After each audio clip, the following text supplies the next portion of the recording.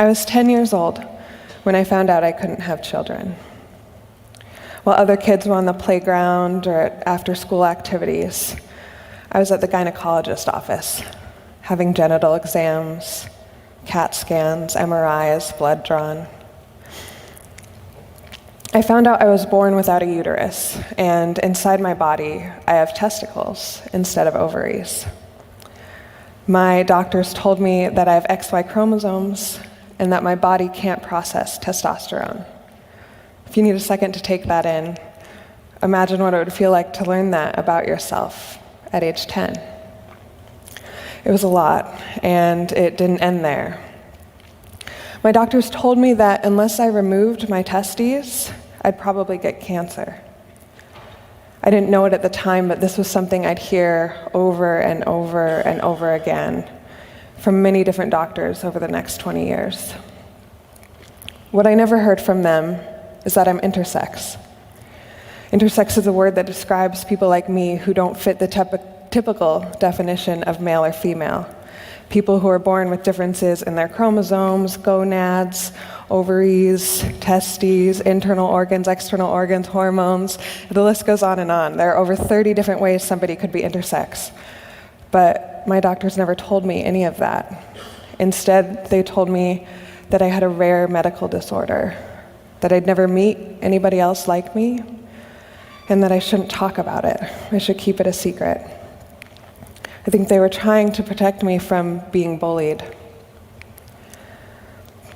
At age 12, we learned about bodies in health class, and my teacher told us that girls had XX chromosomes and boys had XY. I knew I was XY, so that day I came home crying and I yelled at my mom because she had never told me I was a boy. It made me feel like I couldn't trust people with information about my body, so like any millennial preteen, I turned to my best friend, the internet. It was a terrible idea. I only had the language doctors had given me, which means at age 12, I was looking up sex disorders online. Don't try that at home, please.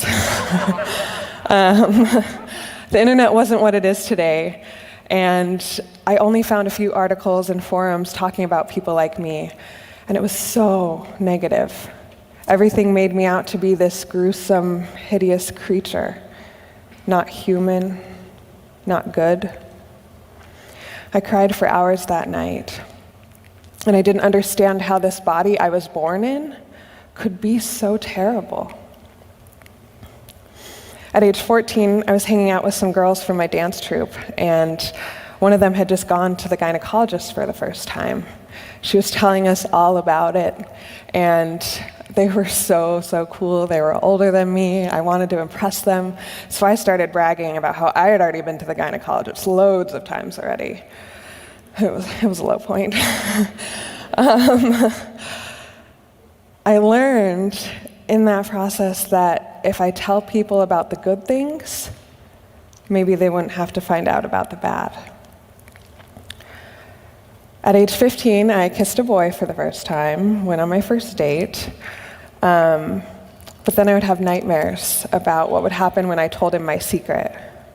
I had this fantasy all worked out in my head that we'd fall in love and he'd propose, and that's when I'd tell him the truth. And every time in my head that I told him the truth about my body, he broke up with me. I rarely ever told boys my secret.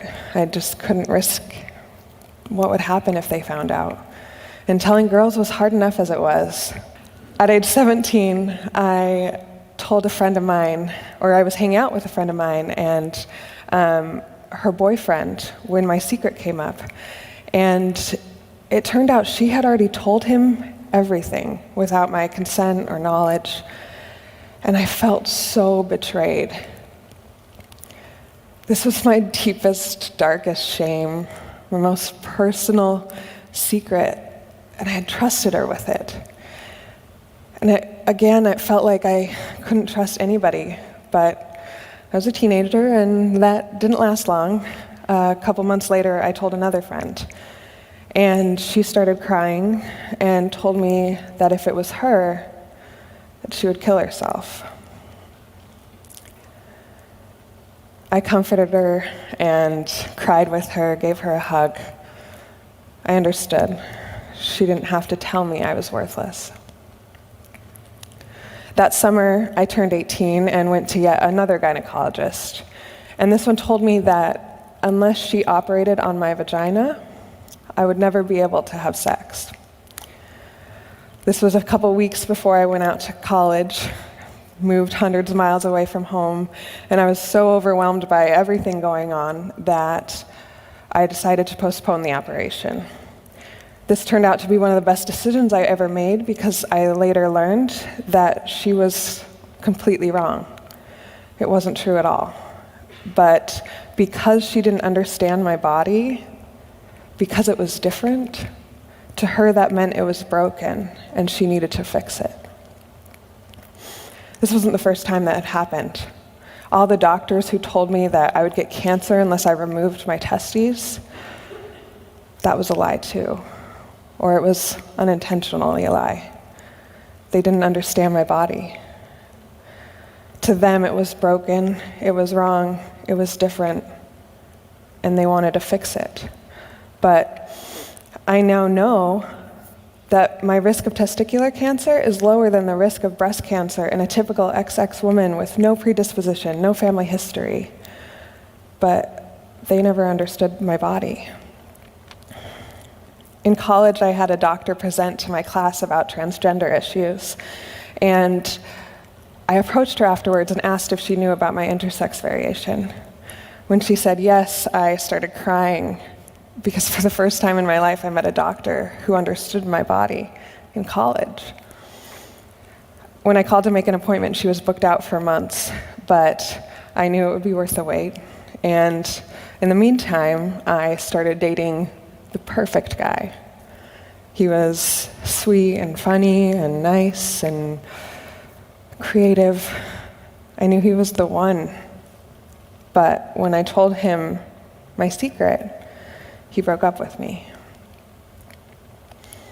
Coincidentally, 5 days later was my appointment with that doctor, 5 days after the breakup.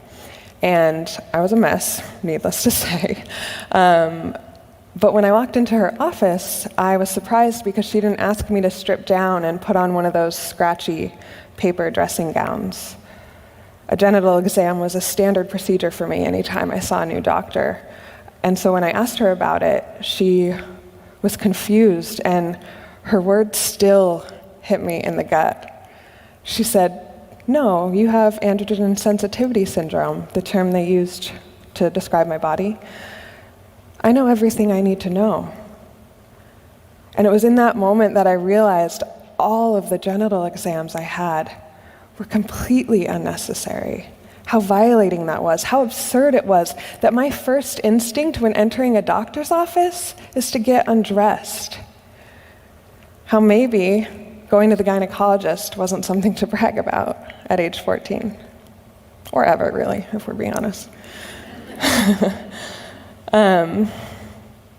She didn't know for sure about me getting cancer, and so she wanted me to explore my options. I still wasn't sure.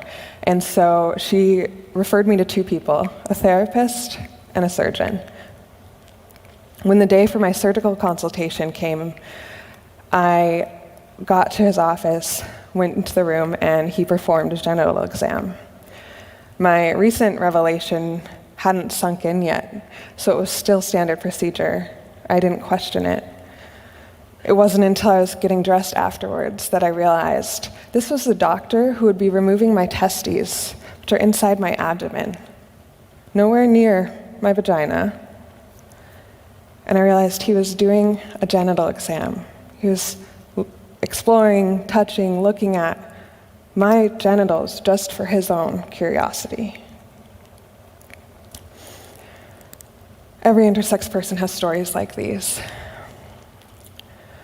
But unfortunately, most intersex people aren't as lucky as I am to have escaped all the unnecessary medical interventions.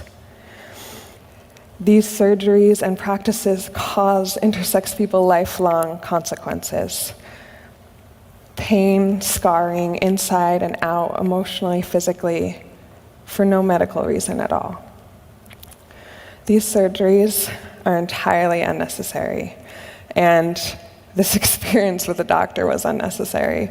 But fortunately, I was seeing the therapist that the doctor had referred me to, and she suggested I meet up with other intersex people. So the next summer, I flew across the country, and for the first time in my life, 13 years since finding out I was intersex, I met other people like me. And not just a few people, but hundreds. It turns out, despite most of us being told that we're the only ones or that we won't meet other people, intersex people represent around 2% of the population. That's around 150 million people worldwide. And we all have similar experiences with doctors, shame, loneliness, pain. I thought back to that time I was 12 and looking up sex disorders online, hoping somebody would be talking about my body positively. And looking around, I was surrounded by so many beautiful, incredible, inspiring, healthy people, and I didn't understand it. If my body was broken, that didn't make sense, because that would mean the millions of people all over the world would be broken too. So 1 year later, I did the only thing you naturally can do when things need to change, and I came out publicly on MTV.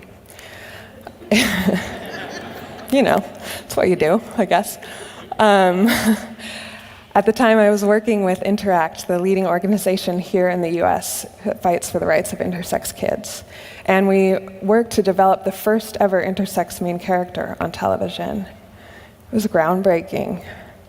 Being able to see yourself, your story, represented in the media, to know you're not alone or have something that you can show other people, to validate who you are or to explain what it might be like to live in your shoes, it's life-changing.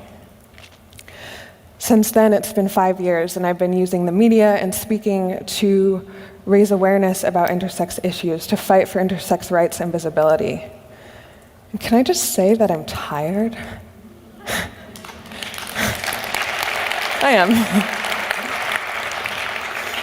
It's exhausting. When you tell somebody you're gay or vegetarian, people usually know what that is.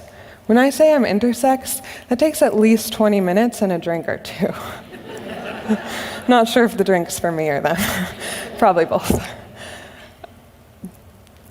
And when you've spent half your life ashamed, hiding this deep, dark secret, telling the whole world is still scary. Even today, there's this voice in the back of my head saying, don't do this. People aren't going to like you. You'll get hurt. But how many more intersex kids have to get hurt before things start to change? Before the rest of the world realizes that we don't need to be fixed? The idea that difference automatically means bad is what's truly scary to me. Our society is so afraid of people who are different than each other, than one another, than ourselves, that we shame or shun anyone who doesn't fit our definition of normal. This leads to doctors lying to families, parents choosing cosmetic surgery on their infants' genitalia, and intersex people spending their entire lives sometimes not talking to another person about their life, their story, their body. It's scary to me, and it's taught me that the only thing that truly needs to be fixed is the way we treat people who are different from us. We can do better. Thanks.